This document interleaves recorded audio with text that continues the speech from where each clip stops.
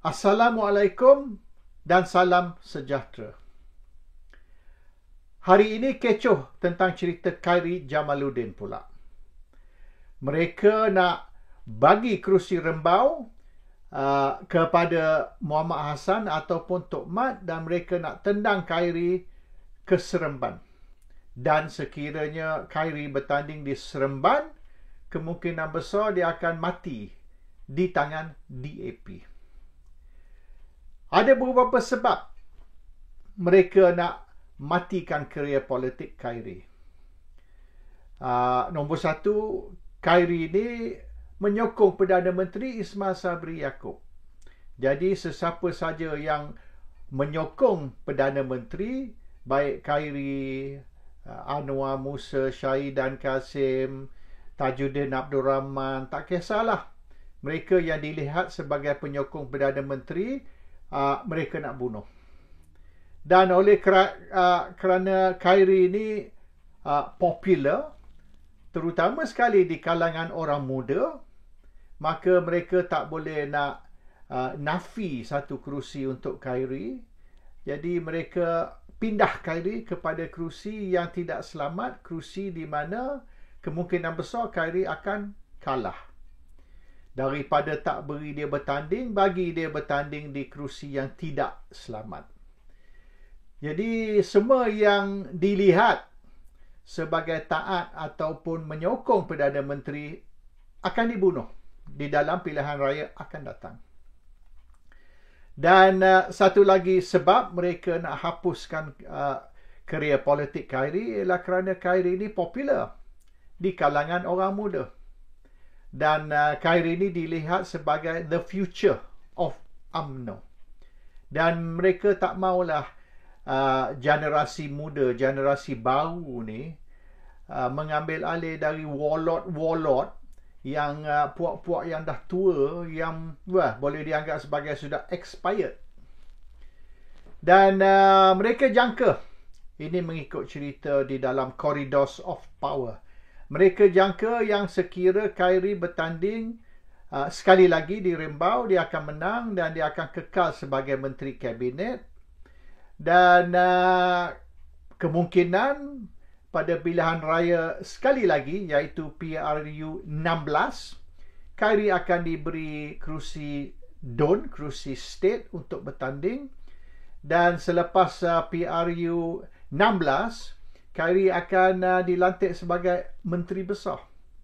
Menteri Besar Negeri Sembilan. Dan pada PRU 17, Khairy akan bertanding sekali lagi di kerusi Parlimen.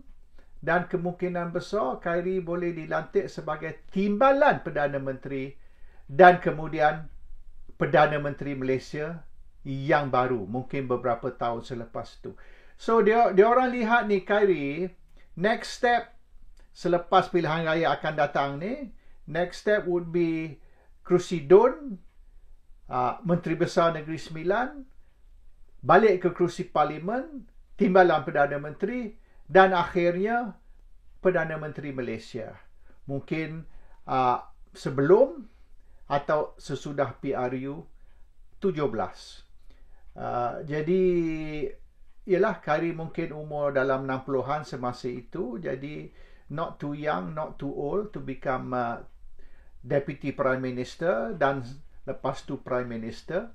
So mereka perlu bunuh kerjaya politik Khairy dalam pilihan raya akan datang ini.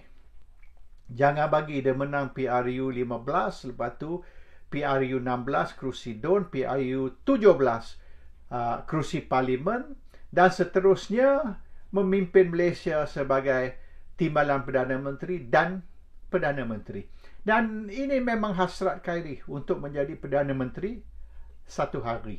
Dan mungkin selepas PRU 17 tu sesuailah kalau maknanya kerjaya politik Khairy ini kekal dan bertambah kuat.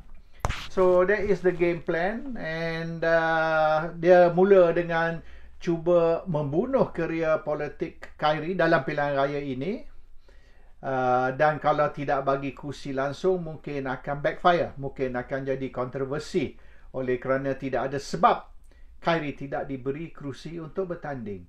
Cuma mereka akan pindah dia kepada kerusi yang kemungkinan besar Kyrie akan disembelih, dan they don't have to worry about Kyrie anymore after this.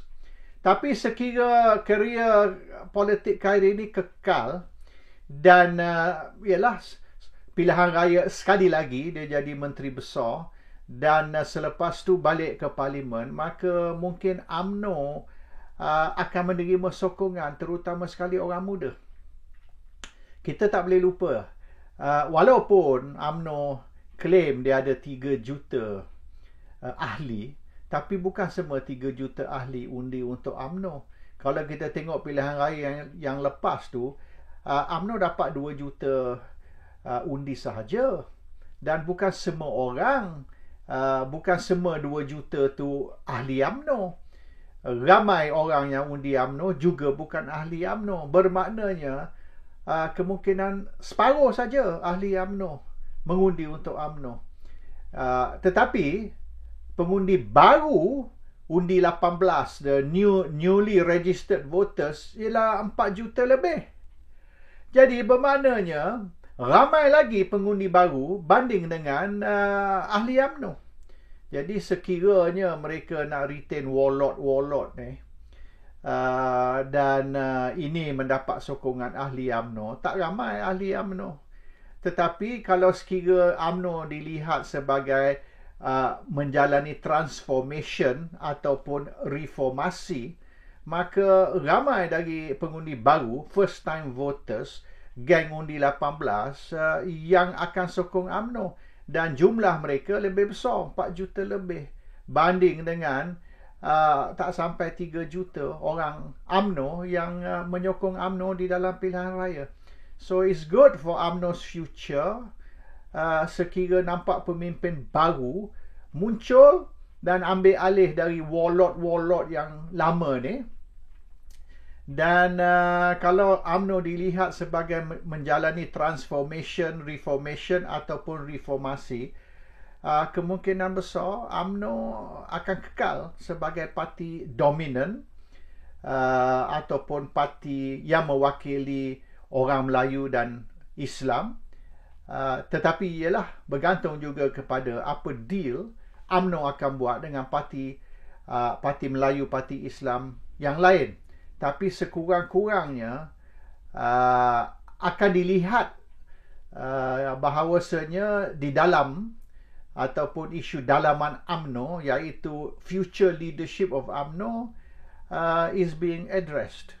And this is why Kyrie ataupun orang macam Kyrie penting bagi masa depan UMNO, dan untuk mendapat sokongan golongan muda yang tidak ada sentimen langsung tentang UMNO. They are not emotional about UMNO, dan dia orang tak kisah Melayu ataupun Islam, asal mereka rasa parti itu akan membentuk satu kerajaan yang dilihat sebagai a transform or reform government, and a government of the future, bukan government of the past yang sudah ketinggalan zaman. Assalamualaikum, salam sejahtera.